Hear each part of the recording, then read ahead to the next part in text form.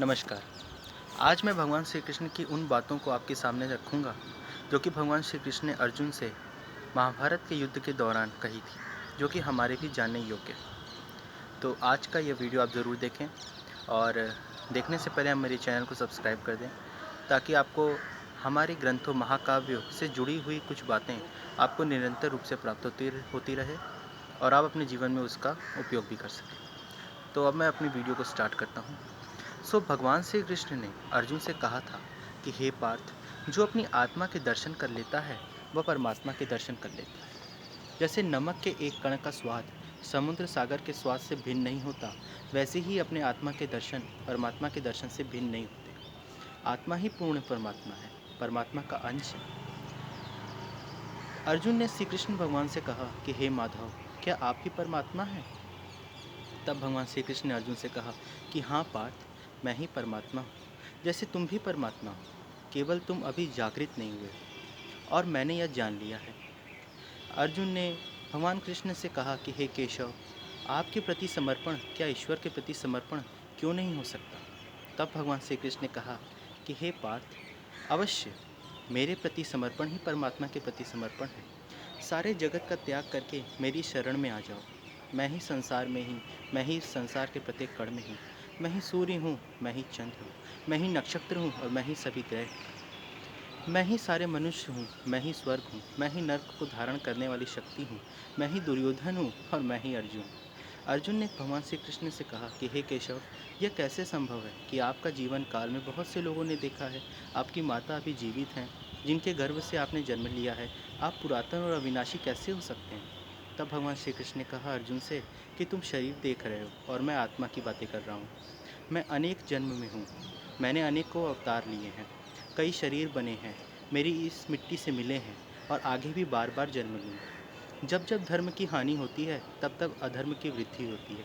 तब तब सत्पुरुषों के उद्धार के लिए, अधर्मियों के विनाश के लिए और धर्म की पुनः स्थापना के लिए मैं ही जन्म लेता हूँ। प्रत्येक युग में ऐसा होता आया है और आगे भी ऐसा ही होगा। मैं ही अविनाशी परमात्मा हूँ, मैं ही मत्स्य अवतार हूँ और मैं ही वामन अवतार, मैं ही परशुराम हूँ, मैं ही राम हूँ, मैं ही ब्रह्मा विष्णु महेश हूँ और मैं ही सरस्वती काली और लक्ष्मी हूँ। मैं न शरीर हूँ, न ही मैं शरीर के अंग।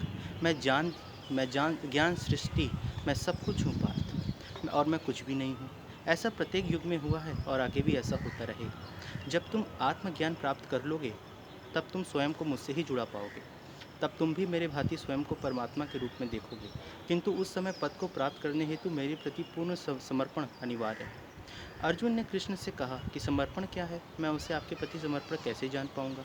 तब भगवान श्री कृष्ण ने अर्जुन से कहा कि हे पार्थ, समर्पण मन की ऐसी स्थिति का नाम है जब मनुष्य अपने सारे संकल्पों को त्याग कर देता है, स्वयं से किसी प्रकार का निर्णय अथवा प्रण भी लेने लेता, जिस प्रकार के उसे कार्य दिए जाते हैं उसी प्रकार के कार्य करता है।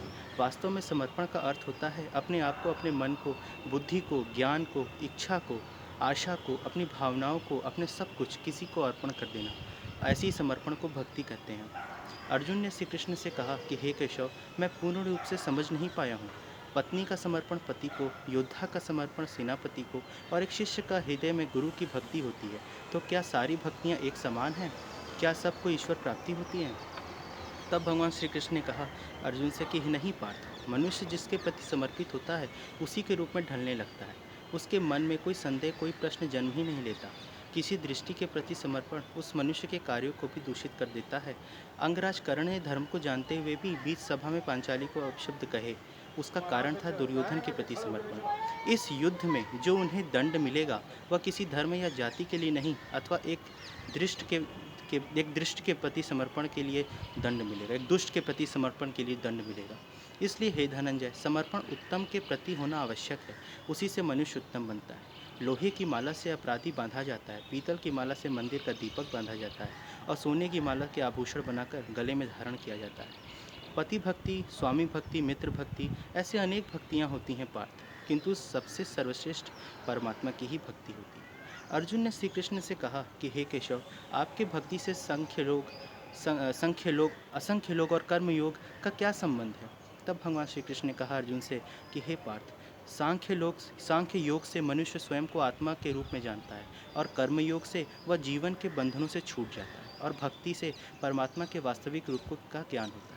और परमात्मा के ज्ञान से मनुष्य जन्म मरण को फेरों से छूटकर सच्ची धारणा के रूप में प्राप्त कर लेता है। जैसे जल की छोटी सी बूंद जब सागर से मिलती है तो स्वयं सागर बन जाती है। अर्जुन ने श्री कृष्ण भगवान से कहा कि अथवा इस शरीर का कोई महत्व नहीं है। तब भगवान श्री कृष्ण ने अर्जुन से कहा कि अवश्य महत्व है पार्थ। शरीर के माध्यम से ही परमात्मा का साक्षात्कार होता है। मृत्यु और नए जन्म के बीच के समय को आत्मा के ज्ञान में वृद्धि नहीं हो पाती। इस जन्म में प्राप्त अनुभव, ज्ञान, कर्म और अभ्यास को लेकर ही आत्मा नया शरीर धारण करती है। आत्मा के प्रगति और अनुगति शरीर में रहकर ही संभव है। तो इस प्रकार से भगवान श्री कृष्ण ने अर्जुन को कुछ ऐसी महत्वपूर्ण बातें बताईं जो कि हमारे और आपके जैसे लोगों को जानने योग्य हैं। आगे भी हम ऐसी ही बातों का आपसे समय समय पर आपसे मिल के ऐसी ही बातों का अध्ययन करते रहेंगे। और हम ये भी जानेंगे कि हम भगवान श्री कृष्ण ने ऐसी कौन सी बातें बताई हैं जो कि हमारे जानने योग्य है, और हम अपने जीवन में उन बातों को, उन सीख को अपनाकर अपना जीवन एक बहुत ही अच्छे ढंग से बिना किसी को कष्ट पहुँचाए पुनः जीवन जी सकते हैं। जय श्री कृष्ण।